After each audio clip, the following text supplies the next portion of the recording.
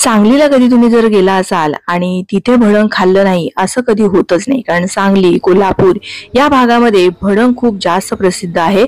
आणि ते भडंग बनवण्यासाठी जो काही खास मसाला या भागामध्ये तयार केला जातो, तोच मसाला आज आपण वापरून घरच्या घरी कसा तयार करायचा आणि त्यापासून हे असं इतकं मस्त कुरमुऱ्याला बघा तुम्ही काय छान असं ना कोटिंग आलेलं आहे, त्या मसाल्याचं असं कोटिंग आलेलं असतं आणि मग तो भडंग खायला खूप छान लागतो.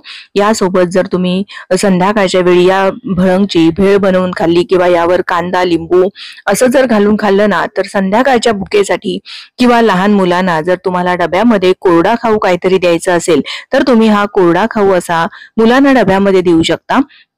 किंवा आदल्या मधल्या वेळेमध्ये आपल्याला सुद्धा काहीतरी खावंसं वाटतं, अशा वेळी चटपटीत आंबट तिखट चटपटीत चवीचा हा भडंग घरच्या घरी सोप्या पद्धतीने कसा तयार करतात हे पाहूयात. नमस्कार, मी प्रिया, तुमच्या सगळ्यांचं खूप खूप मनापासून स्वागत. इथे मी भडंगसाठी लागणारे हे कुरमुरे घेतले आहेत आणि हे मी पाव किलो या प्रमाणात घेतले आहेत. बघा, हे भडंगचे जे कुरमुरे असतात ना, ते थोडेसे असे बुटके आणि ना थोडेसे जाडसर असतात. हे शक्यतोवर ना भडंगसाठी कुरमुरे वापरले जातात, याचाच भडंग ना खूप छान होतो. आता हे मी स्वच्छ चाळून आणि उन्हामध्ये वाळवून घेतलेले आहेत. आता हे दुसरे कुरमुरे बघा, हे थोडेसे असे लांबट असतात आणि पातळ असतात, तर हे आपण भेळेसाठी वापरतो आणि हे जाडसर असतात ते आपण भडंगसाठी वापरतो. त्यामुळे हे असे कुरमुरे शक्यतोवर वापरू नका. जर तुमच्या भागामध्ये असे कुरमुरे मिळाले नाही तर मग मात्र आपले हे भेळेचे जे कुरमुरे असतात ते वापरले तरीही चालेल. हे कुरमुरे मी स्वच्छ असे चाळून घेतलेत मध्ये, म्हणजे यामध्ये जर काही माती कचरा असेल तर तो निघून जातो. त्याचबरोबर हे कुरमुरे ना अगदी मस्त कुरकुरीत आहेत. जर तसे नसेल तर थोडेसे भाजून घ्यायचे.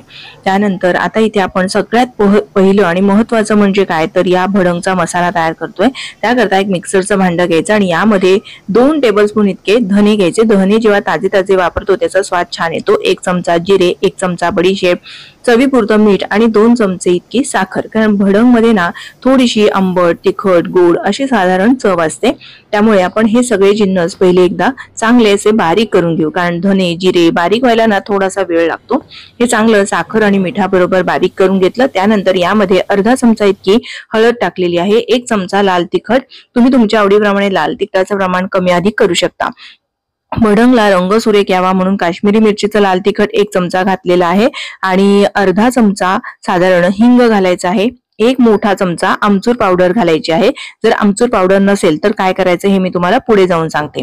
आणि हे पुन्हा एकदा चांगलं असं मिक्सरला फिरवून घेतलं. आता सगळ्यात महत्वाचं म्हणजे काय, तर या भडंग मध्ये ना कोल्हापूर सांगली या भागामध्ये हे असं मेथकूट घातलं जातं. तर हे मेथकुटाची रेसिपी मी कालच्याच व्हिडिओमध्ये दाखवली आहे. तर हे मेथकूट यामध्ये घालायचं, याचा ना स्वादही छान येतो आणि भडंगला ना छान अशी एक पारंपरिक चव येते. ते सुद्धा घालून मी फिरवून घेतलं. आता आपण भडंग फोडणीस घालूया. त्याकरता इथे मी साधारण 1/3 कप इतकं हे तेल घेतलेलं आहे. शेंगदाणा तेल घ्या किंवा कुठलंही रिफाइंड ऑइल घेतलं तरीही चालेल. आता सगळ्यात पहिलं यामध्ये आपण शेंगदाणे तळून घेऊयात. तर शेंगदाणे मी साधी आपली आमटीची वाटी असते की नाही, त्या वाटीने 1 वाटी म्हणजे साधारण 100 ते 125 ग्रॅम मी इथे शेंगदाणे घेतलेले आहेत आणि शेंगदाणे चांगले खरपूस असे फुटेपर्यंत तळून घेतले. त्यानंतर 1 वाटीभर कढीपत्ता घातलेला आहे. कढीपत्ता ना स्वच्छ धुवून पुसून आणि वाळवून घेतलेला आहे. पंख्याखाली साधारण तासभर ठेवलात की सगळं यातलं पाणी निघून जातं आणि कुरकुरीत होईपर्यंत चांगला असा आपल्याला हा कढीपत्ता तळून घ्यायचा आहे. कढीपत्ता नरम राहता कामा नये, नाहीतर आपला भडंग ना मऊ पडतो. त्यानंतर इथे आता मी 15 ते 20 पाकळ्या साधारण लसणाच्या घ्यायच्या. लसूण आहे ना चांगलं ठेचून घ्यायचं, सालासहित वापरलं तरीही चालेल. आणि लसूण मात्र आपल्याला मस्त असं खमंग आणि खरपूस तळून घ्यायचं आहे. कारण जर लसूण मऊ राहिलं किंवा व्यवस्थित तळलं गेलं नसेल तर मात्र मग आपला भडंग मऊ पडतो. कढीपत्ता किंवा लसूण या दोघांपैकी दोन्हीही गोष्टी असतात त्या व्यवस्थित तळून घ्यायच्या.